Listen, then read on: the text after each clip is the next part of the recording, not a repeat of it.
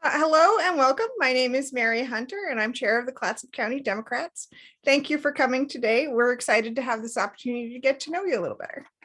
Well, I'm pretty excited about it too. Thank you. So please tell me your name and the position you're running for. My name's Dana Gould, and I am running for the Gearhart City Council position. And I am currently in that position. I was appointed a couple of months ago, and I have a lot to do. So I hope I get reelected and I can continue working. Okay, and what has moved you to take this role in the community? Well, I've been a public servant for more years of my life than not. As the majority of my adult life, I was in law enforcement.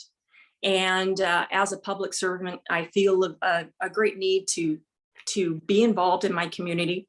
So when I moved to Gearhart after my retirement a few years ago, I became involved in city matters. I was paying attention to what's going on in city council meetings. I was following along on the blogs and the local area posts and making myself more aware of what's going on in our little community. And then eventually, the time came when people became aware of my background, which I try and keep quiet. I retired for a reason. I wanted to enjoy retirement, but it became as I got more and more involved and I spoke in city council meetings and people started to know about my background. And then when Kerry Smith was moved up into the position of mayor a couple of months ago, he approached me and told me that he was interested in speaking to me about the position to see if I would be interested in it. I was hesitant to take it at first, but after speaking with him and after speaking with others in the community, it felt like something that I needed to do because I have a particular skill set that I think could help Gearhart right now. Okay, thank you. And what experience or background do you have that that you feel prepares you for this position? Well, you know, when you tell people that you were in law enforcement, they imagine you riding around in a patrol car and doing investigations and whatnot. And they might even imagine that you went to emergencies like terrorist attacks and active shooters and wildfires and floods and things like that. And I did do all of that. I did a lot of investigating. But in addition to that, in the last half of my career, my department identified that I had a talent for administrative type work, and I was directed towards those type of positions. So through that experience, I developed a significant knowledge of human resource management issues. I protected my department or defended my department from EEOC complaints, ADA complaints, OSHA complaints, EPA matters, and I worked with all of those organizations. But really, I began to develop a pretty significant knowledge of what it takes to manage a government organization, the ins and outs, and most importantly, how to do that in a way that protects that organization. So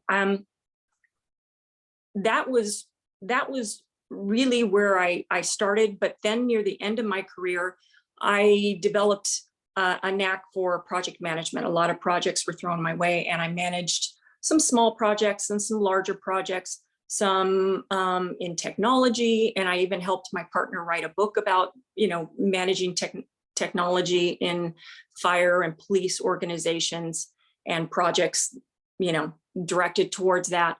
But the thing I think I'm most proud of is at the end of my career, I was assigned as the commander of a jail that had a fire crew, an inmate fire crew. And this jail had been built in the 1960s. And it was actually the jail that I started off my career in, and nobody had touched it in the, you know, 25, 26 years since I had left it. Nobody had touched it. No improvements had been made to it. However, I inherited a project. They were planning to remodel it if they could get some grant monies. And so my predecessor had started developing a grant application to the tune of $100 million that was submitted to the state after I inherited it. I thought the project was a little ambitious and not exactly a good fit. And the state felt the same. And they awarded, instead of awarding to us, well, there were other reasons why they didn't award to us. One of the other reasons was that we had already previously won $100 million on a project that I had worked on before that. And they wanted to spread the wealth, which is good, good decision making on their part. But the other county that they awarded the money to, they awarded them $50 million. And then that county, after they started reading the fine print, said, I don't think that this is going to work for us. So we'd like to say thank you, but no thank you. And they backed out. At that point, the state came to us and said, hey, we really liked your project, but we can't give you the full amount that you asked for. We can only award you $50 million, but you would have to reduce the scope. And they gave me 30 days to do that. And by that time, all of the consultants and everybody else that we'd hired to create the original needs assessment and to turn in our application, they had all gone on to other projects. So I had 30 days by myself to figure it out, to reduce the scope and satisfy the state that we had a viable project and that it would only cost us $50 million. And I'm pretty proud of the fact that we did win that money. So there's that. I think that because of my background in project management, I can really help Gearhart with some of the issues that it's struggling with right now. And you mentioned that kind of the second step in your career was getting involved in administrative tech. Could you tell me what that is? I'm just not sure. Well, the law enforcement industry and fire industry, we're always moving forward. And as the rest of the world makes technological advances, so do those industries. And so you always want to keep up. An example that you might see here in our county is the project, or that you may have heard some talk about at the county level here. They're investigating what are they going to do with the radio systems so that the radio systems communicate, because it's a real problem when you have multiple agencies like we do here that are all interdependent on each other. If they can't communicate to each other, that's a real problem. So that would be an example of what I'm talking about. Okay, thanks. And in the next 4 years, what do you think the biggest issue for Gearhart will be, and how do you plan to deal with it? Well, I hate to say that there's just one, because we can't afford to get tunnel vision. We have to be multitaskers. But I would say if there was one thing that we needed to solve first, it's communication. We have a very, very engaged population in Gearhart. They're very excited about what happens to the city. They love the city, as do I. And they want to see the city protected, the history of the city protected. But I think most people also understand that we have some modern encroachments, some ways that the modern world is coming into our little town, and we have to adapt to that. And I think the way that we do that is number one, we improve our communication, and we help people that want to be engaged and or understand what's going on, what we're doing. And I think that is, I mean, I don't think that any other projects that we want to proceed on are actually going to be successful until we fix that. So that would be number one. And then number two are some of the other things that you've probably heard about or seen in the paper. Our fire bond did not pass. And so now we have to figure out, well, what are we going to do in the future? Why didn't the fire bond pass? Well, because there are a lot of reasons why it could not have passed. But right now, I think what the citizens are demanding of us is that we acknowledge that it did not pass, and that maybe one of the reasons that it did not pass was because citizens have a real problem with letting go of their comfort of having the fire station downtown and having that sense of community downtown. So I think we owe it to the citizens, and we have to look at that location, because I have no interest in going forward on any project that there's no public appetite for. I don't want to waste anybody's money and anybody's time, certainly. So that would be one of the things we need to do. But I would have to tell you that I see some significant issues from there, and I can't tell you for sure that it's a viable project there. I mean, we have some new regulations just passed by the state in January 2022, where they're requiring that we now, any project like this that's going to be built in any type of an inundation zone, you need to submit reports to the state, to Department of Geology and Mineral Industries, and that they have to review it and determine that you have mitigated your seismic issues appropriately. And since it's so new, nobody really knows what that means yet, what level of involvement that's going to be, or how much that's going to cost us. So that's, you know, that's one of the issues. But so what I would hate to do is to give our voters a low estimate, which is, you know, a common mistake that you see with new project managers. If you give somebody a low estimate, you end up with sticker shock later, and you end up losing confidence, and people resist the project in a way that they shouldn't. So we need to improve communication and allow people to know what's going on. Now, people want to have town halls, and I think we need to have town halls, but I'm not imagining a town hall where city council stands there and people just scream at us. I'm imagining a town hall where, after we've gathered the information that we need to gather, now that we're looking at a site that has not really been significantly researched before, we provide that information and say, here are our problems, and help us develop solutions to that. Because if you don't have the public support, your project is not going to go anywhere. It's going to be a big waste of time. And, you know, it's not unusual for bonds to not pass the first time, the second time, maybe even the third time. So we can't give up. We've got to keep moving forward, and communication is going to be the key. The other thing is our water infrastructure.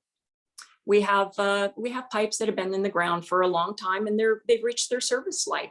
And the city is already working very hard on creating well, they've already mapped out the locations that we need to attack first. They're triaging it, and they're looking for money. And we are also looking at what's in our reserves. So there is going to be some movement on that, but you always have to lay the foundation. You can't just automatically jump into a project without doing your research and without having a real plan of attack. Otherwise, you just end up wasting everybody's time and money. So there's that. And then there's also the environment. I moved to Gearhart because I love it. So many people here get upset when they feel like the environment is threatened, and they want Gearhart to remain looking and feeling the way that it does. So we have some challenges there, and I think that sticking to the comprehensive plan is really our key to doing that, to moving forward into the future, and yet having Gearhart remain Gearhart. And people ask, what does that mean? Well, to me, what it means is a small town feel, where I walk outside and I don't feel like I live in a big city. I live in the small community that has so much history, and the people that came before us. I mean, this place, I mean, even our fire station, I mean, it's been there for 60 years. And we have an obligation to give people an environment that's going to last for at least that long into the future. I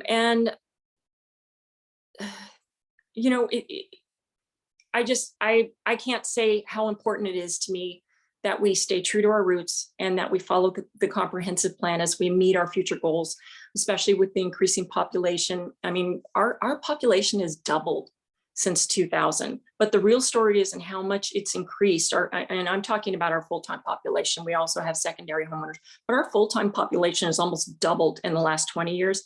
But since COVID, it's increased just so much more, because people are no longer tied to their offices. So I know even on my street where I moved in, and I was one of the few people that lived here full time. Now the majority of the houses on my street are occupied full time, and that that stretches your resources. That puts a stress on your city resources. And we only have 13 employees in this city, and people complain about the number of hats that each one of those employees wears, and they feel like we need to look at that. And I agree, we need to look at that. We need to see what can we do better, and we need to do some kind of workload analysis and figure out how can we grow with our population and continue to serve our population without becoming something that we're not and that we don't want to become. So that's why I'm running. Okay, thanks. That brings us to the end of our prepared questions. Is there anything you would like to add? Yes, I am on Facebook, as I believe in communication. I am on Facebook. People can find me right now on Counselor Dana Gould on Facebook. It's a public site. You do not have to friend me or follow me. You can pop in and see what I'm saying. And time is of the essence right now. It seems like everybody has a fire and only I have a hose. And you can imagine when you're running around running a campaign that you don't have a great deal of time, but that site is going to be up and running by the 1st, as will my gouldforgearhart.com. Okay, thank you. And so we will get off this meeting, and then I will post this to our YouTube channel, and then that will also go up on our website, and I'll send you a link by email. Okay, thank you so much. I appreciate it. All right, you're welcome. Have a good day. You too. Bye-bye.